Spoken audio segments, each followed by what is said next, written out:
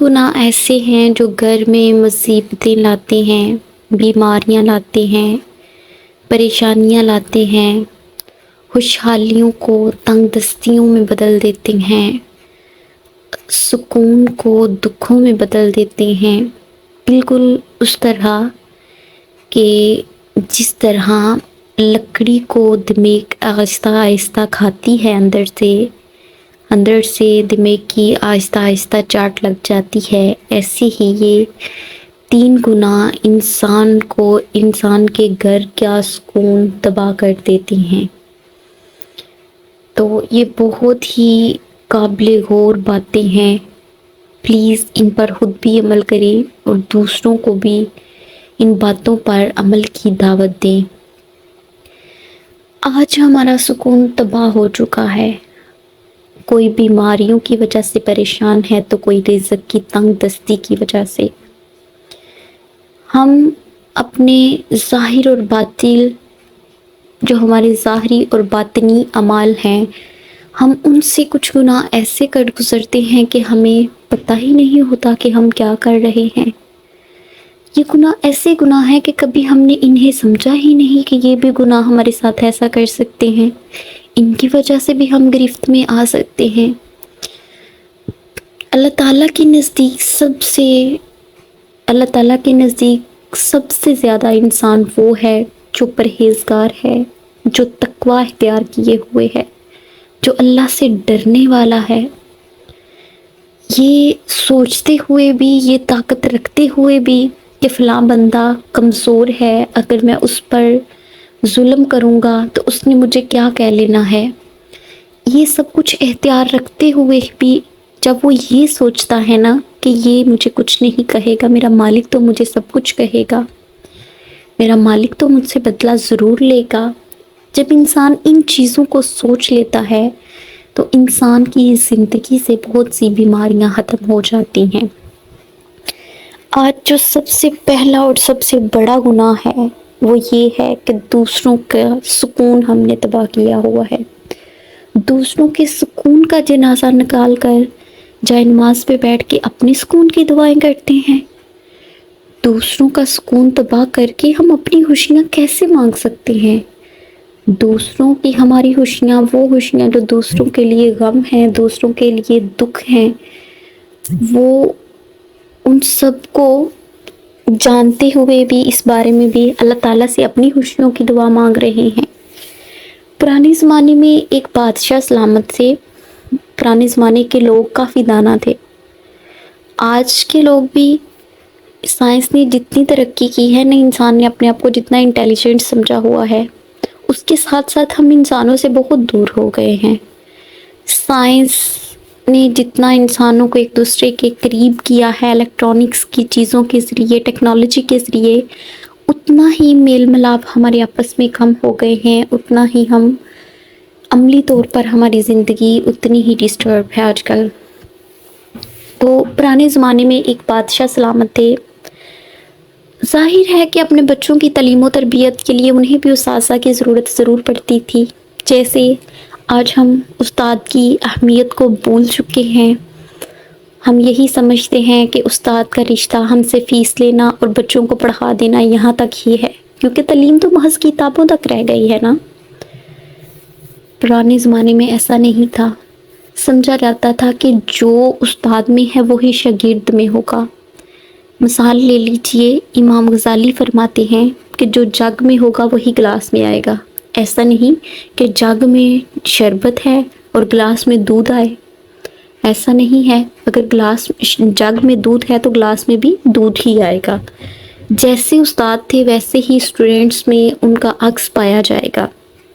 بادشاہ سلامت چاہتے ہیں اپنے شہزادے کو لے کے استاد محترم کے پاس، کہتے ہیں کہ اے استاد محترم، میرے بیٹے کی ایسی تعلیم و تربیت کیجیے کہ میرے مرنے کے بعد جب یہ شہزادہ بادشاہیت سنبھالے تو واقعی پتہ چلے کہ کوئی بادشاہ ہے جو وقت کو سنبھالے ہوئے ہے، حکومت کو سنبھالے ہوئے ہے۔ اسے وہ تمام اوصاف سکھا دیجیے جو ہمارے بڑے بزرگوں میں تھے، جو ہمارے اللہ کے نیک بندوں میں تھے۔ ہوتا کیا ہے کہ استاد محترم بھی آگے سے انتہائی پارسا انسان، عبادت گزار، متقی، اللہ تعالیٰ کی عبادت میں ہی زیادہ وقت گزرتا یا بچوں کی تعلیم و تربیت میں بہت ہی نظر والے انسان تھے، جن کی نظر حکم خداوندی پر ہوتی، بہت پارسا قسم کے انسان تھے۔ بادشاہ سلامت جب شہزادے کو چھوڑ کر آئے، استاد محترم کافی سال اس کی تعلیم و تربیت کرتے رہے، اچھی طرح سے شہزادے کی تربیت کی، یہاں تک کہ وہ وقت آن پہنچا جب تربیت کا سلسلہ مکمل ہو گیا، تعلیم اپنے درجہ عروج پر جا پہنچی۔ تعلیم و تربیت کا جب مکمل سلسلہ ختم ہو گیا تو بادشاہ سلامت کو بلایا گیا، بتایا گیا کہ آپ کے شہزادے کی تعلیم و تربیت آخرکار اپنے اختتام کو پہنچ چکی ہے۔ اب وہ دن بھی آن پہنچا جب شہزادے کی دستار تھی، سب بہت خوش، شہزادہ بھی بہت خوش تھا۔ استاد محترم کے ساتھ گزارا گیا ایک ایک لمحہ یاد رکھنے والا تھا کہ کس طرح سے اچھے طریقے سے، نہایت واضح طریقے سے انہوں نے اس انسان کی تعلیم و تربیت کی تھی۔ بچے کو انہوں نے ایک کامل بادشاہ، کامل انسان، بادشاہ بنانے سے پہلے انہوں نے بچے کو ایک انسان، کامل انسان بنایا۔ جب انسان کامل انسان بنتا ہے نا، کامل میں ہوتا ہے مکمل، مکمل انسان بنتا ہے نا، اس میں بہت سی ایسی باتیں آ جاتی ہیں کہ جو عام انسانوں میں نہیں ہوتی۔ شہزادے کو استاد محترم نے اپنے مطابق کامل انسان بنا دیا۔ دستار کا وقت آن پہنچا، شہزادے سے بولے کہ میں نے آپ سے تنہا ایک بات کرنی ہے۔ دستار کا وقت آنے سے پہلے استاد محترم نے شہزادے کو ایک علیحدہ کمرے میں بلایا، دروازہ بند کر لیا۔ اب وہاں صرف استاد اور شاگرد تھا۔ استاد محترم نے ایک سٹک پکڑی اور شہزادے کو مارنا شروع کر دیا۔ اس قدر پیٹا کہ پیٹ کے اس شہزادے کے لہو لہان کر دیا۔ نہ تو کوئی قصور بتایا، نہ کوئی وجہ بتائی۔ شہزادہ روتا رہا، آگے سے منت و سماعت کرتا رہا کہ اے استاد محترم، میرا کوئی قصور بتائیے، میرا کوئی ایسا گناہ بتائیے جس کی وجہ سے آج مجھے یہ سزا مل رہی ہے۔ استاد محترم مارتے رہے، بچے کو مارتے رہے، یہاں تک مارا کہ بچے کے جسم پر نشانات پڑ گئے، لہو لہان کر دیا۔ بچہ جب استاد محترم کی بالکل تسلی ہو گئی، مار پیٹ کے گھر جانے کا بولا، بچہ روتا ہوا شہزادہ جب بادشاہ سلامت کے پاس آیا، رونے لگا۔ بادشاہ سلامت بھی پریشان کہ میرے بیٹے کے ساتھ کیا معاملہ ہوا ہے، میرا بیٹا تو بہت دانا ہے۔ استاد محترم نے اس کی بڑی اچھے طریقے سے تعلیم و تربیت کی ہے، اتنے اچھے طریقے سے کہ جتنے اچھے طریقے سے میں سوچ بھی نہیں سکتا تھا۔ تو بیٹے سے پوچھا گیا، شہزادے سے پوچھا گیا کہ آپ کا یہ حال کس نے کیا؟ بادشاہ سلامت فل تیش میں آ گئے، بہت تیش آیا انہیں کہ جس بندے نے میرے بیٹے کا یہ حال کیا ہے میں اسے چھوڑوں گا نہیں۔ ظاہر ہے باپ ہیں، اپنا خون دیکھ کر پریشانی تو ہوتی ہے۔ تو بادشاہ سلامت جب فل تیش میں آئے تو دیکھا، شہزادے سے پوچھا گیا کہ اے شہزادے، اے میرے لال، اے میرے پیارے بیٹے، تیرا یہ کس نے حال کیا؟ شہزادہ بولا کہ بابا جان، یہ میرا حال استاد محترم نے کیا۔ بادشاہ سلامت اسی وقت سوچ میں پڑ گئے۔ شہزادہ رو رہا تھا، رو کے چیخ کے بتا رہا تھا، نہ تو میرا کوئی گناہ تھا، نہ تو میں نے کچھ غلط کیا تھا، پھر بھی استاد محترم نے میرا یہ حال کیا، میرا یہ حشر کر دیا۔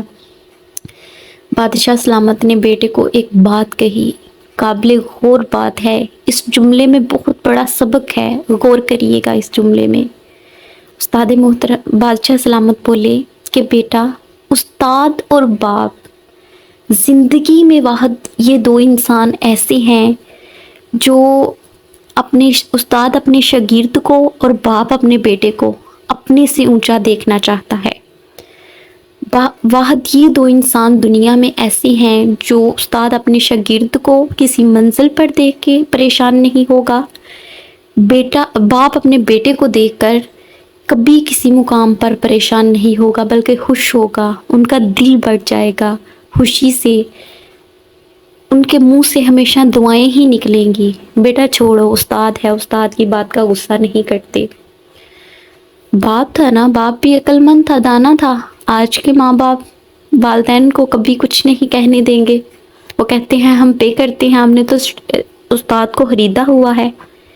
یہ آج کل ہمارے اسکولز میں جو مار نہیں پیار جب سے سسٹم آیا ہے، اسی لیے تو معاشرے میں بے روزگاری ہے، نہ تو کوئی استاد کا مقام ہے تو نہ والدین کا مقام۔ جس بچے نے استاد کی عزت نہ کی، اس نے والدین کی عزت کیا کرنی ہے؟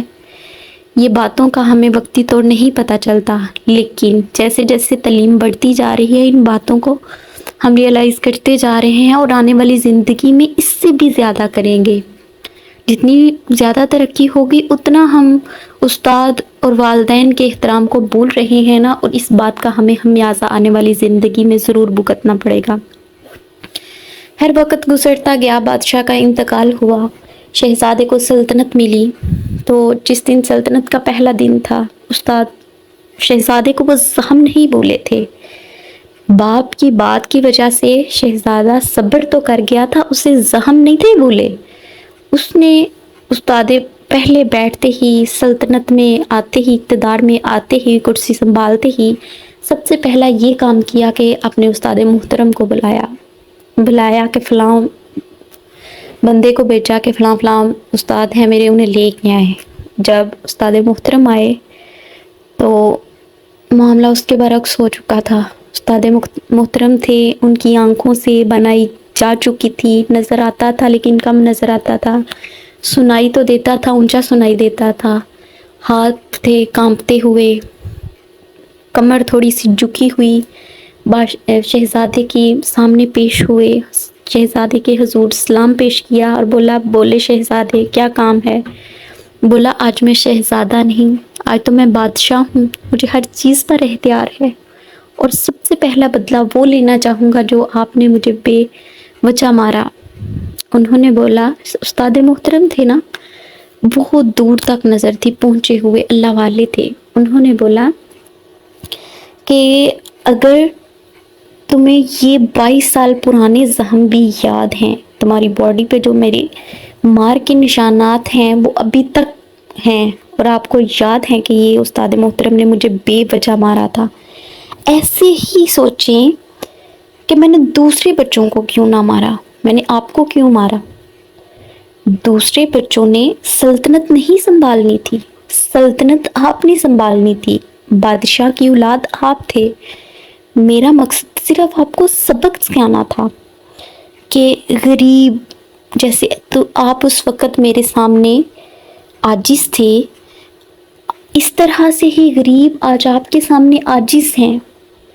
سلطنت سنبھالتے ہی سب سے پہلا آپ نے مجھے مجرم کو پیش کیا، ویسے ہی اللہ تعالیٰ نے بروز حشر جن غریبوں کا آپ نے مال کھانا ہے، جن پر ظلم کرنا ہے، وہ اللہ کے حضور آپ کو پیش ہونا پڑے گا۔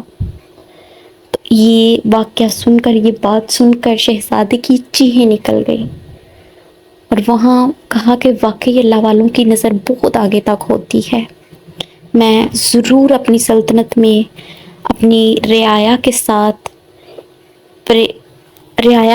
عدل و انصاف کرنے والا بنوں گا، ان پر ظلم سے پرہیز کروں گا۔